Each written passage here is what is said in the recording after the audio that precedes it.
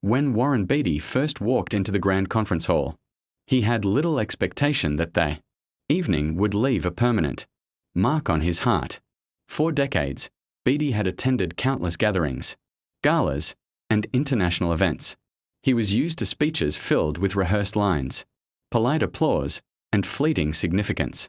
But on this night, as he took his seat among ambassadors, intellectuals, and cultural icons, something far different was about to unfold. The event was an international forum meant to explore the future of global cooperation. With voices from every continent, the air was formal but charged. Photographers hovered at the edges, capturing the presence of celebrities, leaders, and activists. Yet, amidst the glitter and spectacle, one figure commanded an unexpected gravity even before he spoke: Ibrahim Traoré, the young revolutionary leader from Burkina Faso. Beatty noticed the way Traoré entered, not with the grandiosity of a politician seeking attention, but with the calm determination of someone carrying the weight of his people's hopes. His eyes were focused, his stride steady. To some in the audience, he was simply another speaker in the lineup. To others, he was a controversial figure. But to Beatty, whose career in film had been built on understanding character and human truth, there was something magnetic about him. When the moderator introduced Traoré, the room quieted. His presence seemed to command silence before he uttered a single word. Beatty leaned back in his chair, folding his hands, preparing himself for another well-crafted speech. Yet the moment Traoré's voice filled the hall, Beatty realized he was hearing something entirely different. Traoré spoke with no notes, no teleprompter, no rehearsed script. His words came from a place deeper than performance, raw, unfiltered truth. He spoke about dignity. He spoke about justice. He spoke about Africa not as a continent to be pitted or exploited, but as a place of strength, resilience, and rising power. His voice carried the rhythm of conviction, rising and falling like a tide that pulled every listener closer. "Too long," Traoré declared, his eyes scanning the hall. "Our resources have enriched others while our people remain in poverty. Too long, our voices have been ignored while decisions about our future were made in distant capitals. That time is ending. We are not children waiting for permission to live free. We are nations, we are people, and our dignity is not negotiable." The words struck Beatty harder than he expected.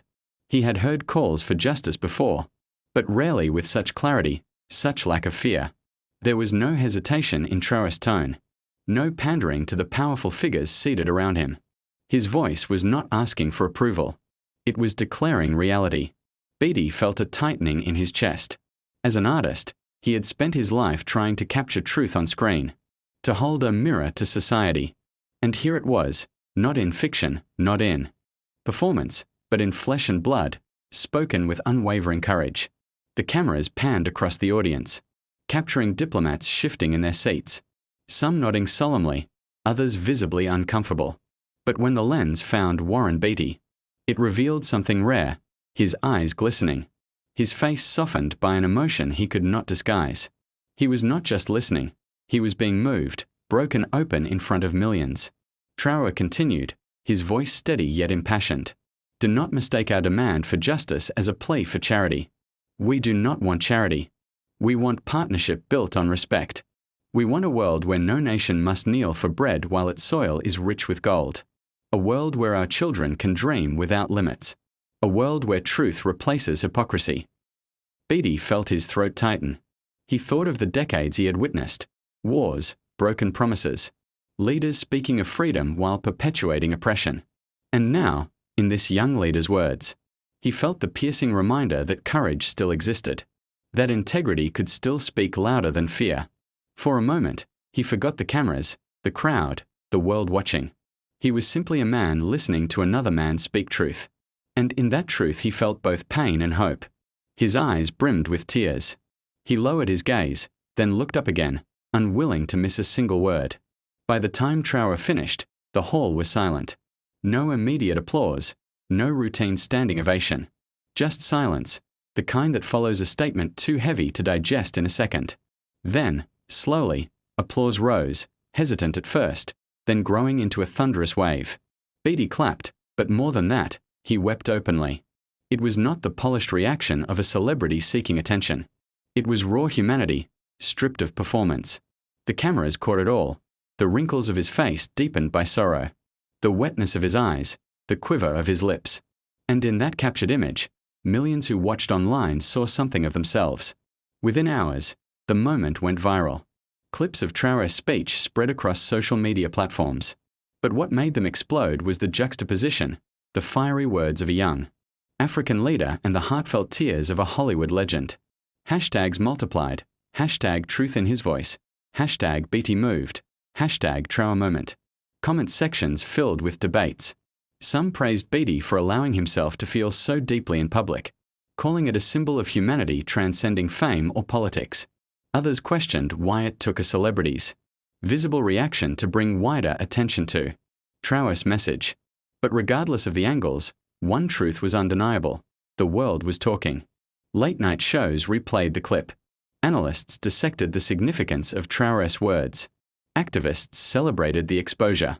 And ordinary viewers, thousands of miles away, found themselves crying along with Beatty, not because they knew the details of African politics, but because they recognized sincerity when they saw it. In the days that followed, Beatty gave a rare interview. He was asked why he had reacted so strongly. His response was simple yet profound. Sometimes you spend years looking for truth in art, in film, in stories. And then one day, you hear a man speak truth so raw, so undeniable, that it cuts through everything else. That's what happened to me that night. It wasn't about politics. It was about being human. His words only deepened the story's resonance. People shared the interview with captions like, "This is why we listen," and "Humanity first." For Traoré, the viral moment was not the goal, but it amplified his message far beyond the walls of the conference hall. Across continents, people who had never heard his name before were suddenly repeating his words, reflecting on the imbalance of global power, questioning the structures they had once accepted as natural.